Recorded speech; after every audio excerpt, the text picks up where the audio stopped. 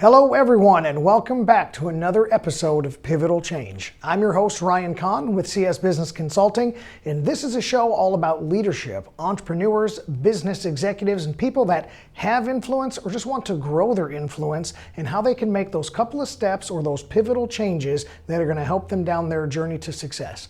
We've got a very special guest with us today, Ryan Bates. He's a former Navy SEAL. Now this is a man that knows the definition of resilience, precision leadership. He is now transitioned into being an entrepreneur, and he is leading multiple companies that are just thriving, multi-million-dollar businesses, including Trident Wholesale Supply, Canoe Club USA, and Gordon Imports. His companies deal in all kinds of things like small arms and ammunitions, import-exports of ITAR-regulated products, a lot of really exciting stuff, and he has a lot to share with us about being a better leader, entrepreneur, and father and husband, of which he is very devoted to those as well. Ryan, thank you so much and welcome on the show. How's it going? It is going well, sir. And I know you're on a job site. You're a man like me that's constantly on the move. And what I want to do is I want to dive into your transition from your elite level of military service into business and leadership and get from you some of those powerful lessons that we can apply to everyone that's out there in the grind trying to make it go. So I guess my first question for you is going to be, in your time in the SEALs, how did that shape your leadership style, and how does that carry over into running a business and leading at home? Well, I think the teams teach you more just, they teach you resilience and being tough, but actually thinking outside the box. It was my last year in the teams in 2010. We came back from Afghanistan and we got, through some person, they hooked us up with doing a VIP security gig with Monster Energy, and we ended up doing it. And afterwards, the owner of Monster at the time, Mark Hall, asked us, "Who are you guys? What company? You did such a great job." And so I didn't have a company yet. I just said, "Here's my number. I'll get you my company information in the next couple of days," and then fast tracked an LLC and made a company real quick to start that. So I don't think getting into entrepreneur, it's a lot like being in the teams, thinking outside the box. Not really. I never went to school for any of it or anything like that. Just figure out something needs to get done and then figure out how to do it and get it done.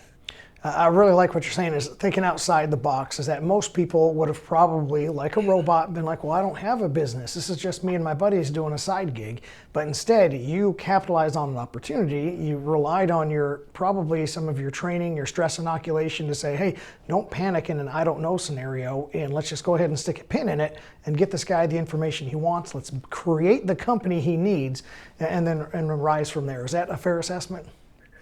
Yeah, I always compare entrepreneurship to jumping out of an airplane and building your parachute on the way down, pretty much. And you're your own boss. You work twice as hard as you do when you actually work for somebody. But I love it. I'm a workaholic anyways. So is my wife. So we ping ideas off each other. That led from that. We had that contract for about 5 years, and then I went to protecting Steve Wynn, a billionaire, for about a decade. But in the middle of that, while protecting him, I used his mass enterprise to learn how to do hospitality, and ended up building 2 bar and restaurants from scratch and turning those into the highest grossing bar and restaurants in Eastern Washington. So I'm always, even when I'm working another job, I'm working 2 other jobs, always going after it every way possible and taking every opportunity I can. I love that. I like that you said the words, I'm taking every opportunity that I can. I'm always going after it. And you're giving us the truth behind entrepreneurship is, somebody that's running multiple companies, you're not working for someone else, but you're working twice as much. And that may even be an understatement, truly. And I appreciate the fact that in passing, you're saying that I am gleaning from other experts in their field. I am gleaning from every exposure and relationship that I build so that I can apply it someplace else and really model that wisdom that entrepreneurs have to have. You also mentioned jumping out of an airplane and building the parachute on the way down. That is a pretty high stress, under pressure type of situation. So my question is going to be about leadership under pressure.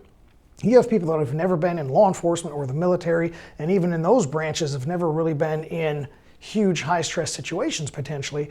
How do you get somebody to learn to lead under pressure and then manage a work-life harmony so that they can keep their discipline on track, they can transition through life the right way, through marriage and kids and growing kids? Tell us about your story and how you've modeled some of that. Um, Discipline's a huge part, right? When you're your own boss, it's up to you to make your schedule, when to work and when not to work. Obviously, there's times when I pretty much overwork and I have to step back and also look at the other parts of my life with family and hobbies. And you got to have a well balance. If you overwork too much, you actually kind of hinder yourself of coming up with new ideas. So, to spending your time with God, with family, and balancing, you'll actually become more successful doing that. But again, too, being your own boss, you have to set your own. No one's telling you to wake up. Nobody's telling you when to go to work. When no one's telling you when to stop work either. But I like it that way. I don't like working for anybody. I've worked for people before, and I just I like working at my own pace and being able to you know accomplish goals and crush the any opportunity I have. I always look at another thing too, kind of a saying I tell myself: I pick opportunity over passion, bring my passion to the opportunity. So, a lot of people, a lot of people will get so focused on, I don't know, being a dentist or doing something where they pass up opportunity where they can make three times the money. And if they bring that same passion that they're bringing to that opportunity that they have for their other opportunity, they'll end up capitalizing even quicker. I love what you're saying. This is, I've said it in a different way. I think yours is really well articulated. Is that people always ask me, I work with a lot of youth and young entrepreneurs, and they're saying, well, I don't know what I'm passionate about. I don't know what I'm supposed to be doing in business or with my life. And I say, you don't have to find something and then learn to be an expert, learn to develop the niche in that field, and the passion will come.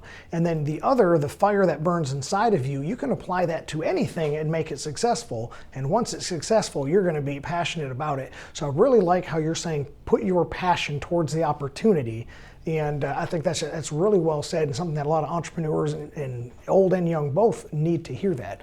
And then the other thing you said that really sparked me was that I like to work at my own pace. And what that means, I think most people would hear that and say, oh, I want to slow down and take my time and I want to be able to sleep in or work late or do whatever it is. Most entrepreneurs want to work at their own pace because it's 2 and 3 times that of their peers and contemporaries. I want to work at my own pace because I don't want somebody else slowing me down. Do you find that to have a little bit more weight to it? Yeah, I have a good example of this. So when I was working doing that executive protection, I do 2 weeks on, 2 weeks off. So at Yep. the same time I do the 2 weeks on, after I get off, I'd go back, run my bars. Obviously, we had 60 employees and we had a pretty good, well-oiled system.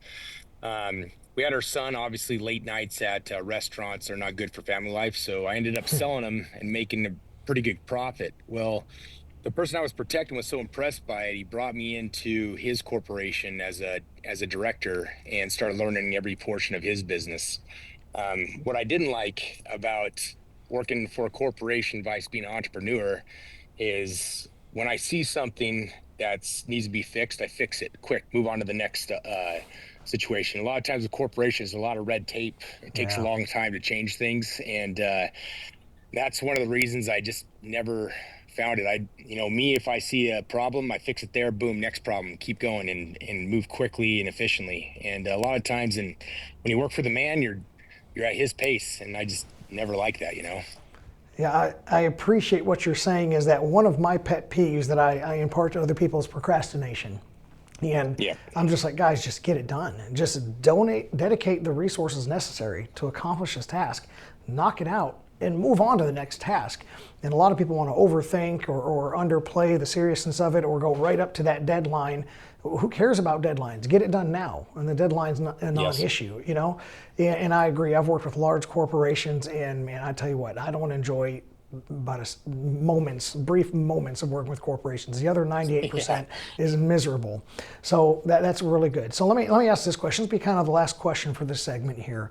How do you approach your personal growth now? Because you've told us a lot about the business development, the sale of the restaurants, things like that.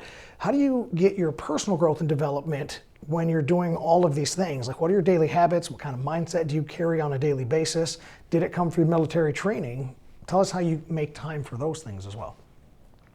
So I think military training, yeah, at least in the SEAL teams, they don't, the SEALs don't like train you per se. They find the people that will not quit and just have a huge resilience to never quit. And then they teach you tactics, right? Right. Every SEAL is an alpha in his own. None of us are alike. We all got our own thing. And when you go to war, we all have a seat at the table, which is a lot different than other forces, right? Most forces listen to their sergeant and do what their sergeant says. Well, in the teams, you're with an 8-man crew, everybody's coming and planning that op and everybody's taking a piece, everybody has their input.